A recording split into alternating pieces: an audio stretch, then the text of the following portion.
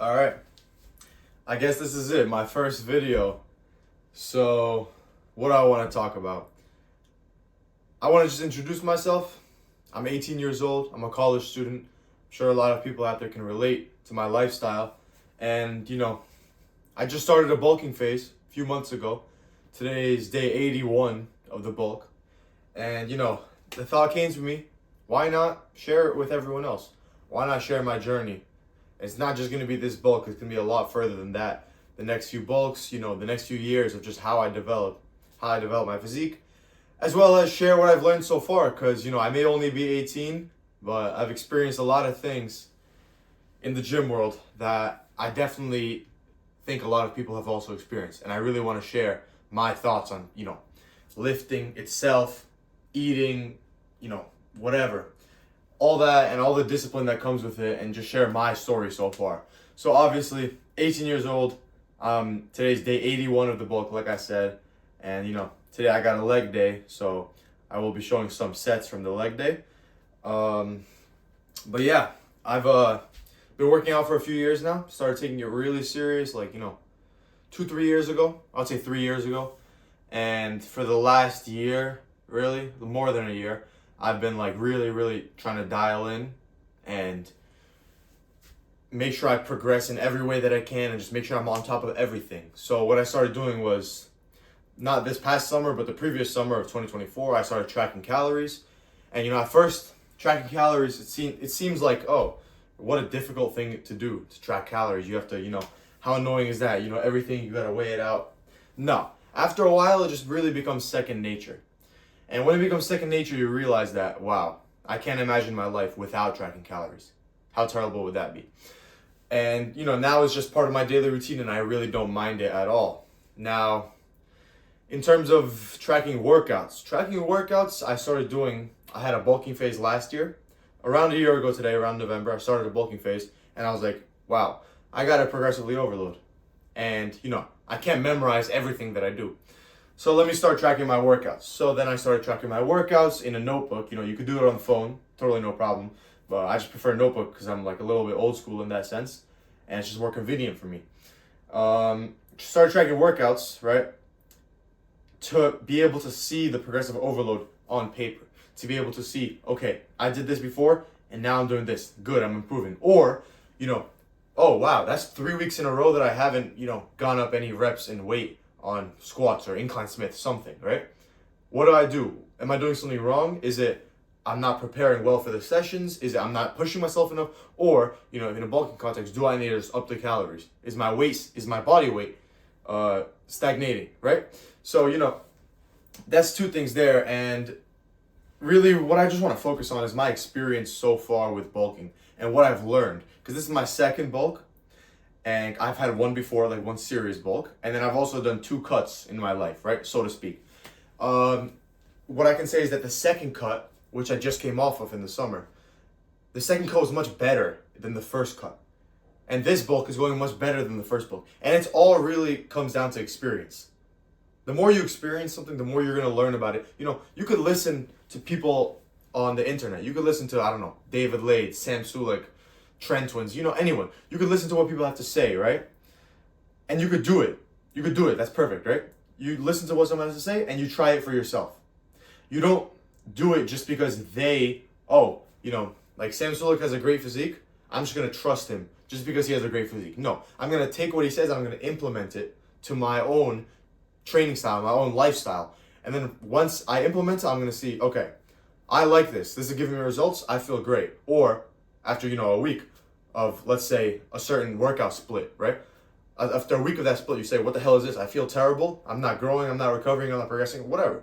Then you drop it. You don't listen to someone. Don't listen to me and just take my ideas and consider them fact, right?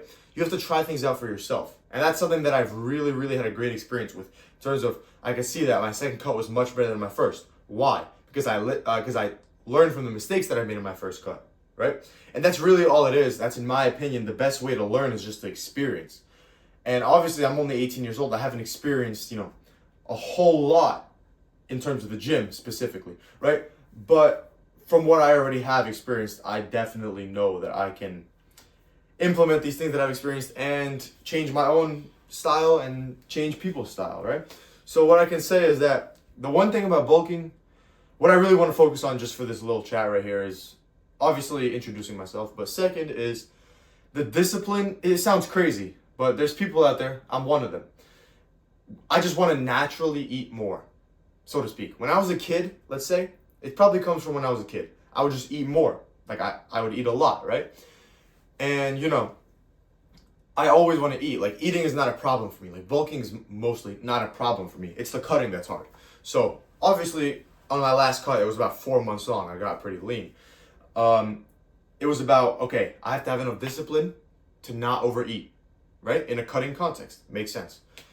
Now, it sounds crazy, but there's an element to not overeating, to having discipline not to overeat, even when you're on a bulk. So I ended my cut. I did a summer maintenance phase this past summer, about 50 days, right? Maintaining, but I was still eating, pretty much nothing, like relatively speaking, compared to my maintenance. I was still below my maintenance. Even though I was maintaining, I had to eat like below my supposed maintenance, right? Because I needed to maintain my body weight, but I'm sure that my maintenance calories just over the summer naturally went down. So I had to eat as if I was like, still cutting like a few weeks before. So I was like, okay, so I'm basically still cutting. And I was thinking, wow, when the bulk starts, it's going to be so nice. Everything's going to be great when the bulk starts. I'm going to be, just eating and working out. That's it. Like, it's perfect. I won't be hungry. I won't have to worry about food. No. One of the biggest things that I've learned is it is so, so important to stay disciplined on a bulk. Sounds crazy. Not disciplined in the sense of eating enough calories, but disciplined in the sense of not overeating. My first few weeks of the bulk, I still had some I call them cheat days, but really a cheat day for me in terms of food is just it's always just a dinner. You know what I mean? So just like a dinner, the whole day will be normal eating, and the dinner could be like a cheat day or something like that, right? Cheat meal. It would be a Friday or Saturday typically.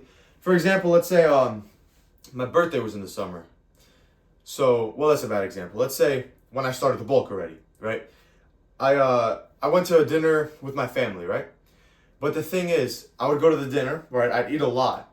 But once that switch is flipped in my head, once I have because I track all my calories. So once I have an untracked meal, the switch is flipped like this. Once something is untracked, I can just do whatever I want.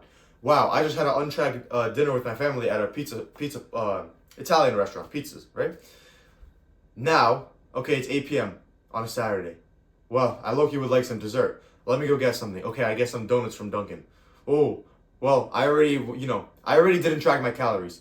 May as well keep going. So once that switch is flipped, it really, in essence, it is an eating disorder, and it's just important that I don't think it's the most I don't think I'm suffering from it. I can definitely control it, but it's good to realize that there's some moments in my life where I do show that I have an eating disorder, right? So it would be this and then this and something else, and it would just be keep eating until it's the point where I'm laying at night on a Saturday. And keep in mind, I'm bulking, so in theory, I'm bulking, I'm eating, even if I just had 10,000 calories. Oh, that's good, that's for the gains. No, it's not. That's the excuse that I told myself at the start. And at some point I realized the next morning you wake up 5 pounds heavier, right? Like water weight, right? But then typically you would just, take that day off and not in terms of not eating as much, right? Because you wouldn't be hungry for it. But I think now in the bulking context, well, I'm eating, let's say 3,600 calories or 3,400 calories. I have to eat that same amount every day because I'm in the bulking context. I can't just take a day off from the bulk, right? Just like I wouldn't take a day off from the cut in terms of overeating. I didn't do cheat days on my cut. So I'm thinking to myself, well, I just did a cheat day and I need to eat these 3,600 calories again. And the next day, you wake up even slightly heavier. And basically, once you have that cheat day, you kind of lose the steady progression. It'll be you're eating a certain amount of calories and then you have a cheat day, it goes here. But instead of coming back down to where you were before the cheat day and then slowly progressing, it becomes, okay, I'm slowly progressing, right? And then boom. And then you just stay here. So you gain, unnecessary weight, so to speak. And it's definitely not muscle. It's definitely a large percentage of the body fat that I have put on has been due to these, I wouldn't even call them cheat days. I would call them like crash out meals, so to speak. Because you think, wow, I track calories, and like I don't mind tracking calories. I love it. But at some point, it's like, well, I've been tracking for so long. Now I have a chance to eat something not tracked. Let me just go crazy. And it's not okay. And it's important to recognize it. I've recognized it lately. Today, I'm hitting legs, and then I'm going out with a friend, and we're going to, I'm going to eat an untracked meal. I am going to try my absolute strongest today. I have to tell myself, that's the hardest part. I have to tell myself, listen, you have a greater goal of bulking. You cannot be doing these crazy cheat days. You have to control yourself. I've recognized it now. I've recognized that I have that problem, so to speak, and now I need to actually be able to implement it and not, go crazy, however tempting it may be. Honestly, that's really, they say cheat days on a cut are, shouldn't do it. I would debate that it's even worse on a bulk, because then you really just you go from having a lean, sustainable bulk to, you wake up for a few days, you're bloated as hell, and maybe, not God forbid, but hopefully not. Hopefully I wouldn't have to end my bulk early, cut it short. Hopefully not, because I anticipate this bulk, today's what, November 8th? I anticipated going for a long time past November 8th. Hopefully the cheat meals or crash out meals won't cause me to cut it short. That's really the biggest concern. Because what do I want to do in life? What do I stand for? I stand for getting big, right? That's all that I care about right now in my current moment. And really, that's all just I wanted to talk about today. The most important thing is honestly being disciplined with not crashing out cheat meals on a bulk, because it can really, really affect you in a negative way, even worse than it can on a cut, I would argue. But maybe I'm the only one that suffers with this problem, but I don't think I am. I've seen quite a few TikToks with people with the same experience as me, and I'm just trying to share it. So if you're listening to this and you think that you have that problem, or you think, well, maybe you deny that you have that problem, you might. You really might. And what to do with that is just recognize it and then think about how you can solve it. For me, I think that it's not that bad. I can be able to control it. So now I'm going to try to control it. But if you think that you're past the point of being able to control it, then you may need help from others. But, the first thing is just recognizing it. And, it sounds crazy to, like, the eating disorder that comes from tracking calories, but it's really just the nature of how it is. And I think that for me personally, since I went on such a long cut and I got super lean, it really messed with my mind in terms of how I saw food. And I'm slowly trying to recover from that. And there's absolutely no shame in it. And just because, I may have a quote-unquote eating disorder in that sense of crash out meals, I'm not going to stop tracking calories. That's not what I'm going to do. I'm just going to focus on controlling it. And that's pretty much it. So right now, we got legs. It's 2:30 on a Saturday. I'm going to take the pre, head in there. Got some carbs here that I'm going to carb up with. Fast digesting carbs before the workout. And then, some Rise Cherry Ring Pop pre-workout. This is a high stim. I try not to take it too much, but for a leg day, I feel like you need to get going. So I'm going to get in there. That was it. Introduction, talking about bulking, talking about my experience.